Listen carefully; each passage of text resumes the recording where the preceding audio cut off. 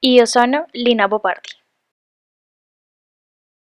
Me han preguntado tantas veces que explique mi casa, pero para hacerlo necesito contarles la historia de mi vida.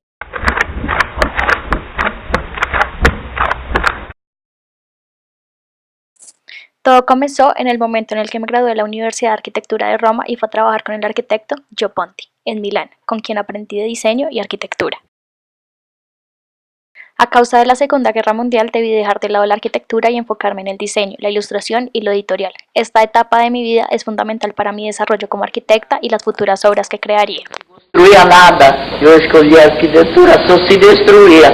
Então você não podia fazer casas, pensar no futuro de fazer casas.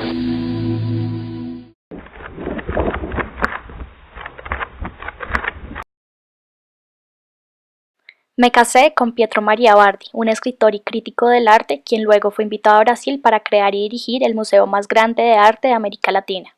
Con ansias de dejar una Europa devastada y en busca de un nuevo futuro, viajamos hacia el nuevo continente. Apenas llegamos a Río por barco, quedé encantada con su naturaleza y las construcciones modernistas. Me sentí en un país inimaginable, en donde todo era posible, viviendo en una atmósfera humana y cordial. Conocí el Ministerio de Educación y de Cultura, un edificio magnífico proyectado por Le Corbusier, digno de su arquitectura racionalista y funcionalista. Trasladaron a mi marido a Sao Paulo y yo seguía con la imagen del museo en mi cabeza. Hacía tanto tiempo que no pensaba en arquitectura que me obsesioné con esta idea, con la arquitectura racionalista de Le Corbusier y de Mies van der Rohe.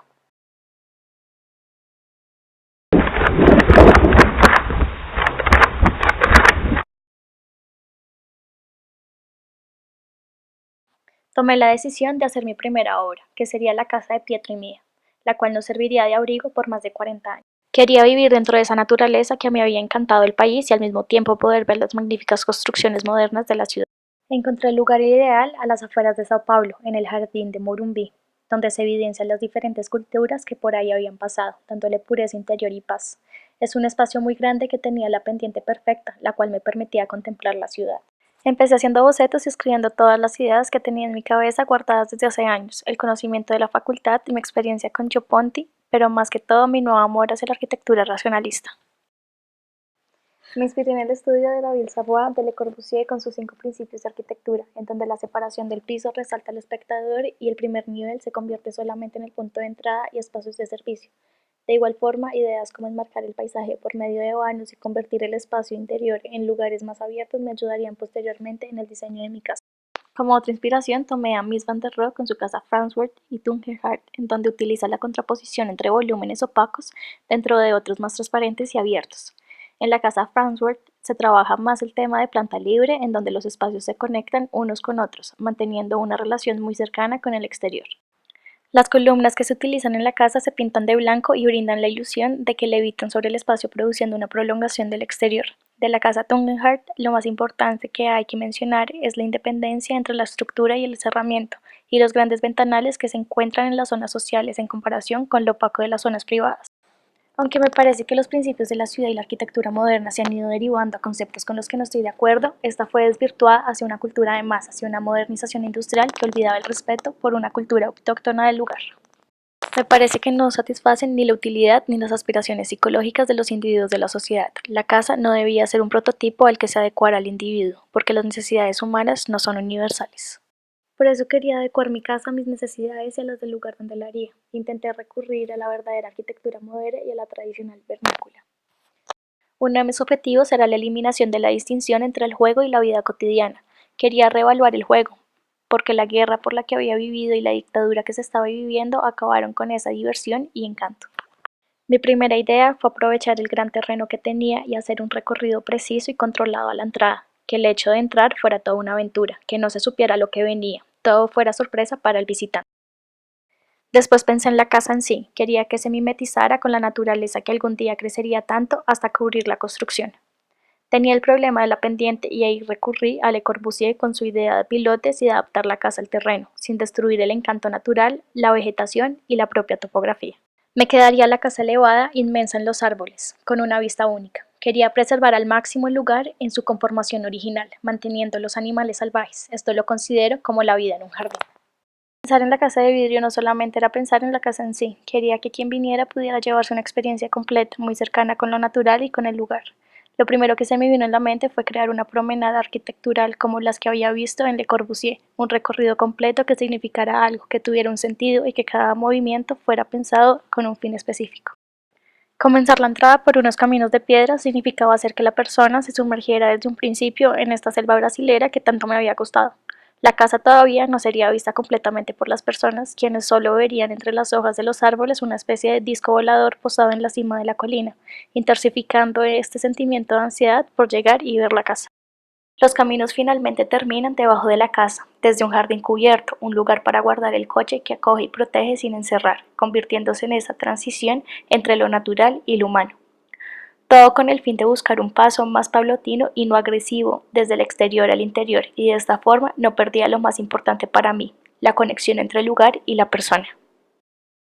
Desde ahí obligó a mis visitantes a ascender por una escalera de doble tramo con diferentes longitudes, la cual buscaba que se viera como un elemento escultórico dentro del conjunto constructivo y que fuera el elemento que conectara el terreno con el interior.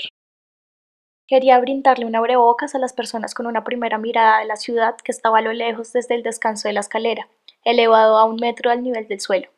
Todavía en el exterior, este descansillo anuncia la sensación que a continuación se vivirá en el gran salón de la casa, un exterior que se hace interior. Obligo a que la persona dé un giro y vea una pared blanca con un cuadro que se ilumine solamente desde el lado izquierdo. De esta manera se genera un sentimiento de interés por ver de dónde proviene la luz y que se encuentra al girar. Luego de las escaleras invito finalmente a las personas a entrar a mi casa, encontrando como primera imagen este vacío que deja crecer el árbol que los venía acompañando desde abajo. Quiero que entrar a mi casa sea un momento para disfrutar y apreciar de diferentes imágenes, olores, sensaciones, sonidos y colores. Entender mi casa de las formas más profundas significa estar atento a los detalles, usar todos los sentidos y saber que nunca va a ser la misma experiencia. Por última vez genero un giro y se encuentra este gran salón completamente abierto con un fondo verde y con la ciudad de Sao Paulo en el horizonte. Diseño los ventanales con el fin de no obstaculizar de ninguna manera la vista y la relación con el exterior. Los travesaños horizontales se deben ubicar por encima de la línea de los ojos, no existen barandas y la carpintería la disminuyo a lo mínimo. Solo en este momento la persona descubre que se encuentra en el interior de esa caja de vidrio que se venía asomando desde abajo del terreno. Cada detalle, cada paso, cada giro lo pienso para generar en el visitante sentimientos de emoción al ver algo nuevo, de ansiedad al no saber qué se va a encontrar e interés de recorrer y descubrir toda la casa. Mi idea era crear un juego entre la arquitectura, la persona y lo natural, entre el interior y el exterior, pasando de lugares abiertos a espacios más cerrados para volverlos a abrir. Ese gran espacio con planta libre contiene la zona social de la casa, el comedor, una biblioteca, una sala y una chimenea.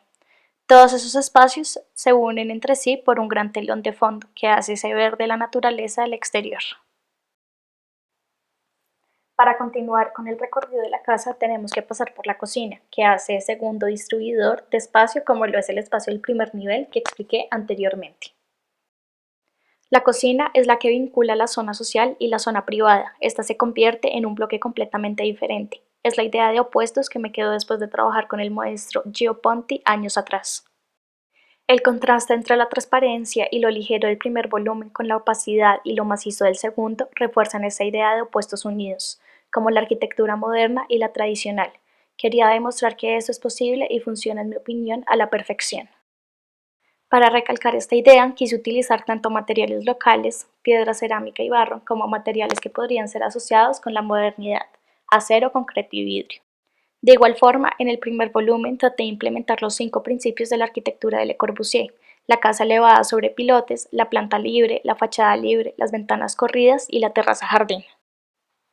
Este último lo ubico sobre la cocina, pues para la cubierta del volumen de vidrio quise utilizar una pequeña inclinación que contrarresta un poco la idea de modernidad y le dé una pequeña ambigüedad a la casa, asemejándose un poco más a lo tradicional. En el bloque de atrás trabajo otra estructura que se apoya completamente en el terreno, y en vez de utilizar pilotes uso pantallas que crean la ilusión de que éste estuviera inmerso en el terreno. Está hecho de ladrillo y hormigón, como las casas que vi en la zona de Morumbí. En él se encuentran las habitaciones y las áreas de servicio de la casa.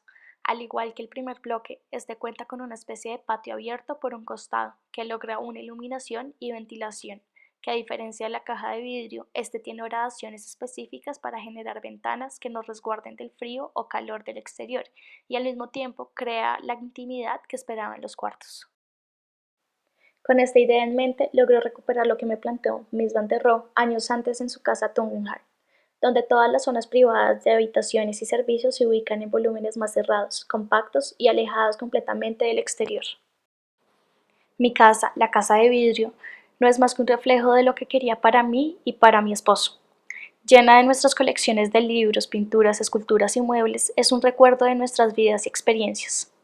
Todos los detalles fueron pensados con un propósito, con la idea de descubrir tanto el lugar como la casa, de mantener una relación muy cercana con lo natural, de contar una historia de un país que me acogió en un momento donde casi todo era destrucción y me mostró miles de posibilidades para hacer realidad mi sueño de ser arquitecta.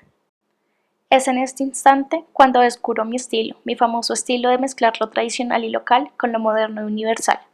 La casa de vidrio fue mi primera obra que se construyó y como toda primera vez es algo que jamás olvidaré, que tiene un lugar muy especial en mi corazón y memoria y que a su vez me recuerda que desde ese momento soy y siempre seré brasilera.